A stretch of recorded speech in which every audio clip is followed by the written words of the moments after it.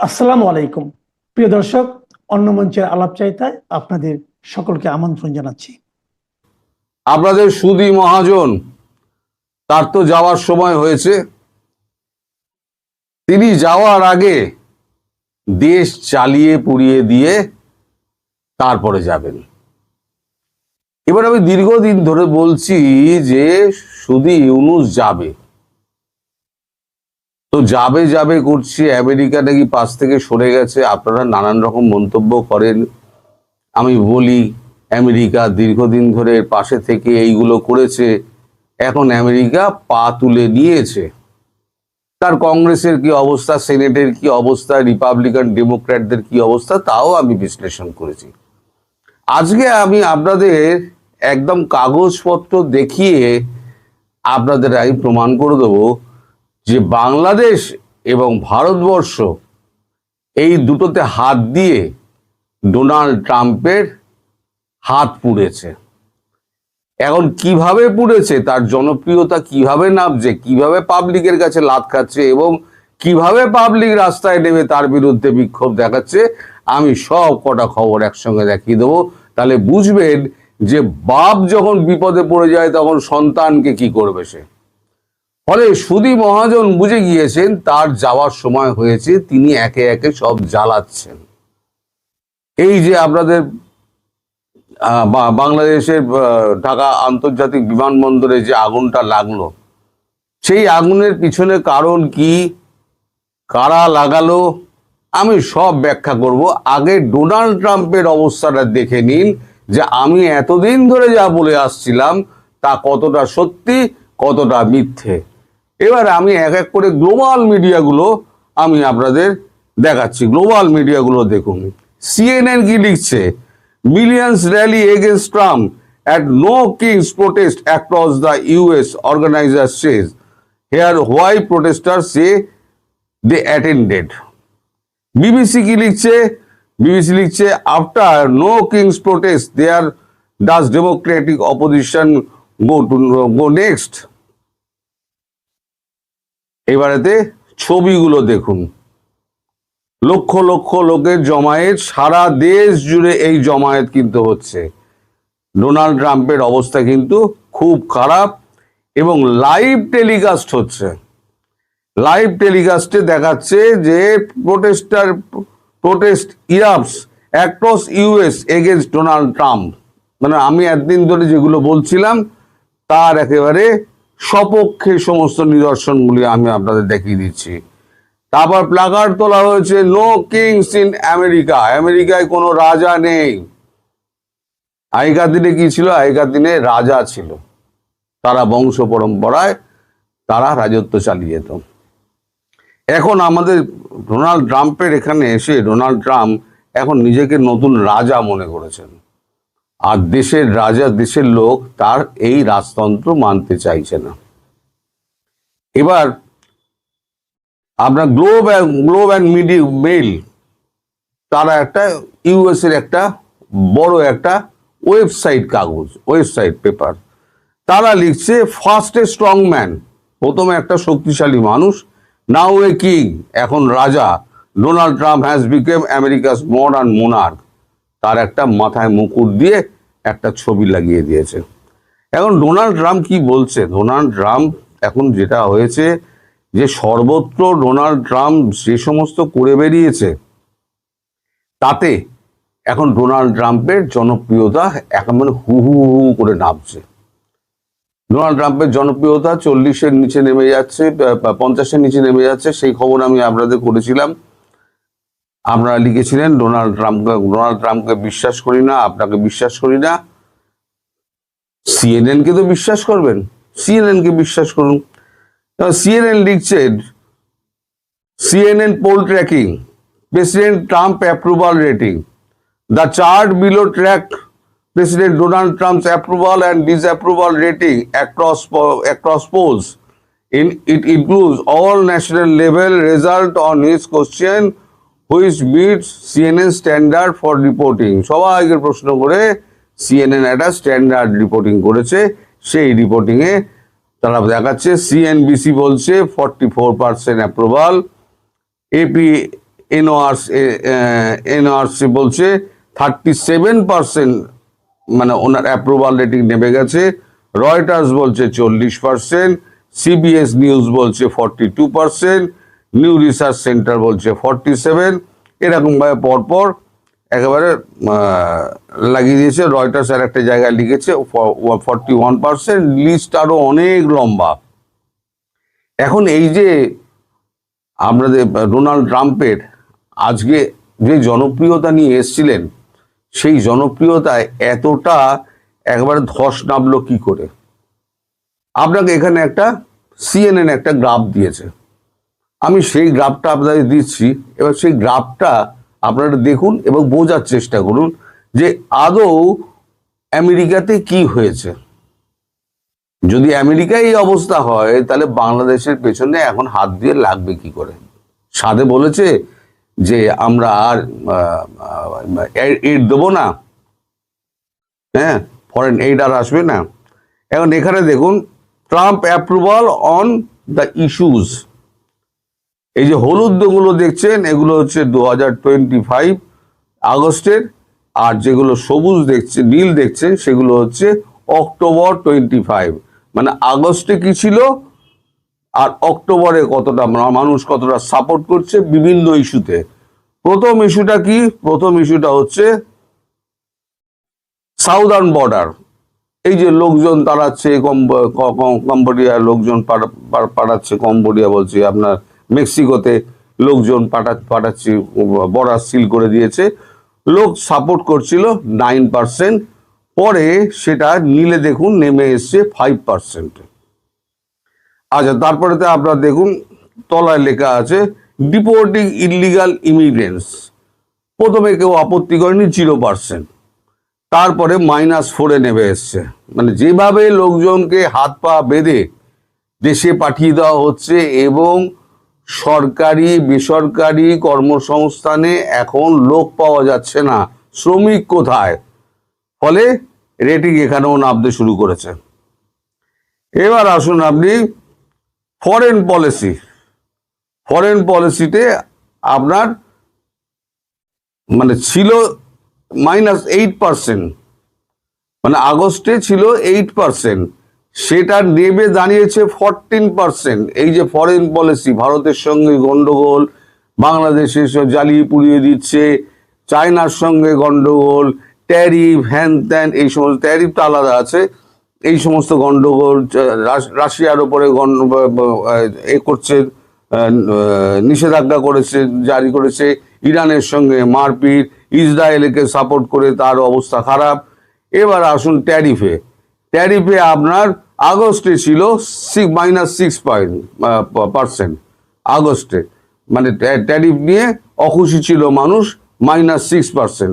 সেটা অক্টোবরে এসে দাঁড়িয়েছে সেটা 15%, -15%। মানে এই ট্যারিফে আলটিমেটলি ক্ষতিগ্রস্ত কি হচ্ছে? আলটিমেটলি ক্ষতিগ্রস্ত হচ্ছে আমরা আমেরিকার মানুষ, যেটাই বারবার বলছি। ইনফ্লেশন, কস্ট অফ লিভিং, আগস্টে ছিল আপনার কস্ট অফ লিভিং ইনফ্লেশন ছিল, লোকের পছন্দ করছিল না, সেটা ছিল 23%। অক্টোবরে সেটা এসে দাঁড়িয়েছে -28%। তো -23 থেকে আরো 5% নেবে -29%। এটা হচ্ছে একেবারে ট্রাম্পের অ্যাপ্রুভাল অন দ্য ইস্যুস। কোন কোন ইস্যুতে ট্রাম্পের অ্যাপ্রুভাল রেটিং কমছে। স্বভাবতই এখন এই যে অবস্থা, তাতে কংগ্রেসের, আমি গতকালকে বলেছিলাম না, এই যে বুদ্ধিমান মানুষ আমেরিকাতে নেই, বুদ্ধিমান রাজনৈতিক নেতা আমেরিকাতে নেই, এই কথাটা যদি কেউ বলে সে তো নির্বোধের মতো কথা বলবে। সবাই বুদ্ধিমান, ভোটে জিতে সে হয়তো এসছে, ক্ষমতা এসছে, ভোট থেকে যেদিনকে চলে যাবে, ক্ষমতা যেদিনকে চলে যাবে সেদিনকে তার কিছুই থাকবে না। এবার অ্যাপ্রুভাল রেটিং যার 40%, 44%, 42%, যাই বলুন না কেন, যখন জিতেছিল তখন ছিল 52 না 54%। আমাদের নরেন্দ্র মোদীর মানে অ্যাপ্রুভাল হচ্ছে 75%। ভোট পান কত? আপনি ভোটের হিসেবে রাজনীতিতে যাবেন না, ভোটের হিসেবে আসুন। 75% যার অ্যাপ্রুভাল রেটিং, তিনি ভোট পাচ্ছেন কত? তার দল ভোট পাচ্ছেন 40%। অ্যাপ্রুভাল রেটিং 75%, ভোট পাচ্ছে দল হচ্ছে 40%। বিপুল জনসংখ্যা। আর আমেরিকার জনসংখ্যা তো আপনারা জানেন, আমার নতুন করে বলার কিছু নেই। যারা জানেন না গুগল সার্চ করে নিয়ে নেবেন, আমি ফালতু বলতে যাব কেন, আপনারা জেনে নিন।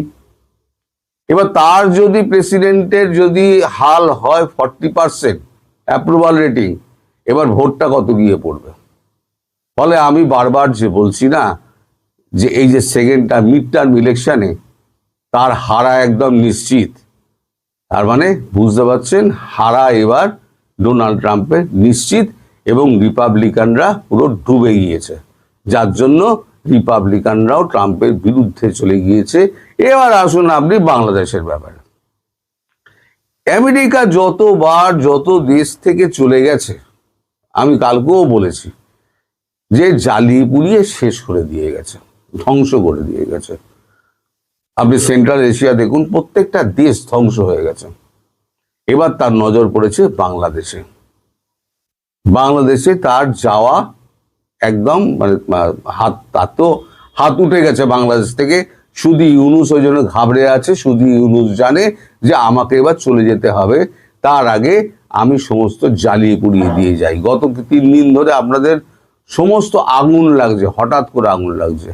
সব থেকে ভয়াবহ যে আগুনটা লেগেছে এখনো পর্যন্ত, মানে গুরুত্বপূর্ণ, সেটা হচ্ছে শাহজালাল বিমানবন্দর, আপনাদের ঢাকা আন্তর্জাতিক বিমানবন্দরে। সেখানে আমি খবর পেয়েছি আমাদের সূত্র মারফত 18 টন রূপপুর পারমাণবিক কেন্দ্রের মাল এসেছিল। তার মধ্যে কিছু নিউট্রন ছিল। নিউট্রনের সঙ্গে প্রোটন বা ইলেকট্রন লাগিয়ে তো আপনার মধ্যখানে ফিউজটা লাগিয়ে সেটা আপনি মিসাইল করুন আর যাই করুন না কেন, আপনি ভালো কাজেও ব্যবহার করতে পারেন, খারাপ কাজেও ব্যবহার করতে পারেন। এটা বিদ্যুৎ উৎপাদনের জন্য পাঠানো হয়েছিল। সেই যে আপনার নিউট্রনটা যেখানে ছিল, আগুনটা সেই বাক্সে লাগানো হয়েছে। ফলে এবার নিউট্রনের যে বিকিরণ এবং তার যে মানে ধ্বংস করার তার যে ক্ষমতা, যখন সে বাক্সটা পুরো পুড়ে গিয়েছে, তখন চারদিকে বিকিরণ ছড়িয়ে গিয়েছে। ফলে এই আগুন নেভাতে একেবারে সময় লেগেছে বহু, 7 ঘন্টা না 8 ঘন্টা সময় লেগেছে, 40টা না 39টা ইঞ্জিন মিলে।